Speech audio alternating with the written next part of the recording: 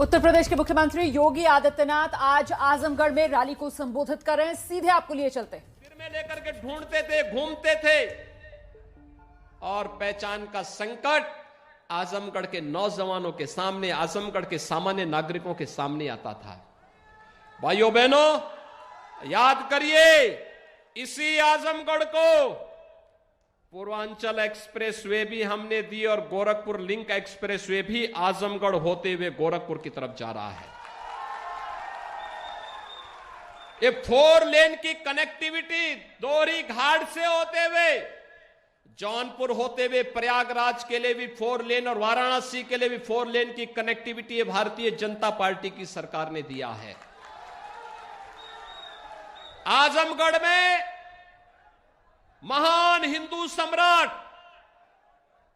11वीं सदी में जिन्होंने एक विदेशी आक्रांता को पूरी तरह रौंदने का कार्य किया था, सालार मसूद गाजी को महाराज सुहेल देव के नाम पर एक राज्य विश्वविद्यालय बनाने का कार्य भी हमारी सरकार कर रही है।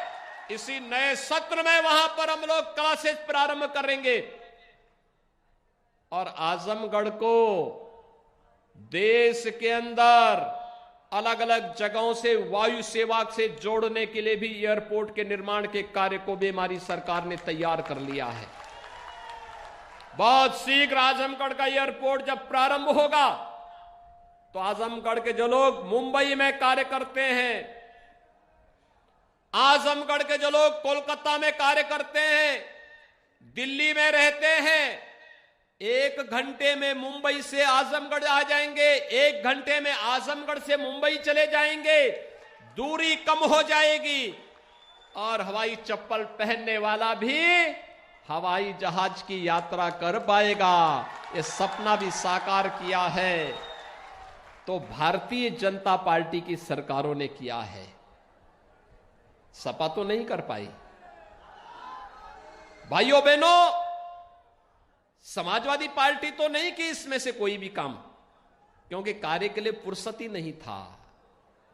उनके लिए लगता था कि अपने कुनबे का, अपने परिवार का विकास कर लेंगे तो यही प्रदेश है, और हमारे लिए जब प्रदेश का विकास कर लेंगे तो वही हमारे लिए परिवार है।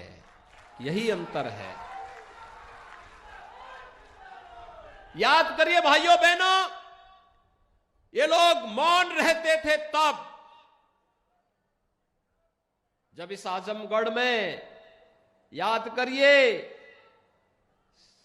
समाजवादी पार्टी की सरकार थी और सिबली नेशनल कॉलेज में अजीत राय की हत्या हुई थी। 2 महीने तक एफआईआर तक लॉन्च नहीं हो पाई थी और तब मैं गोरखपुर का सांसद था। तब सांसद के रूप में मैं यहां आया था एफआईआर दर्ज करवाने के लिए।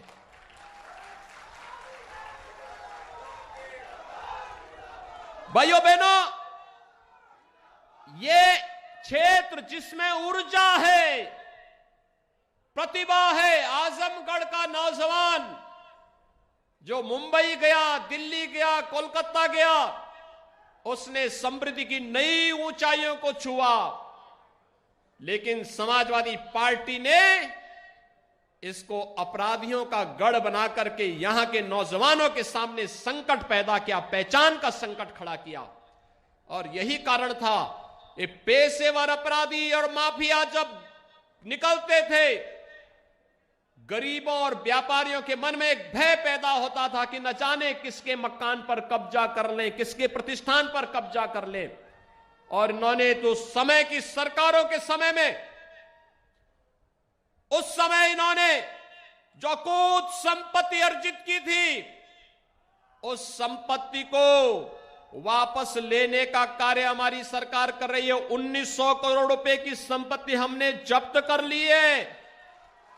लगभग इतने ही संपत्ति को जो अवैध तरीके से इन्होंने इमारतें बनाई थी, हमें लगा कि नहीं, यह अवैध है, सार्वजनिक संपत्ति पर बना है, वहां पर बुलडोजर चलाने का काम भी किया गया है।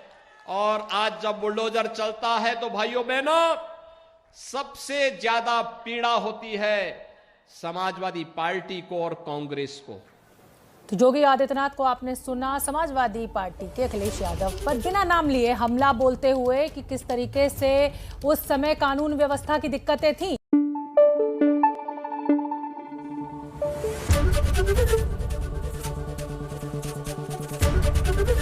एबीपी न्यूज आपको रखे आगे।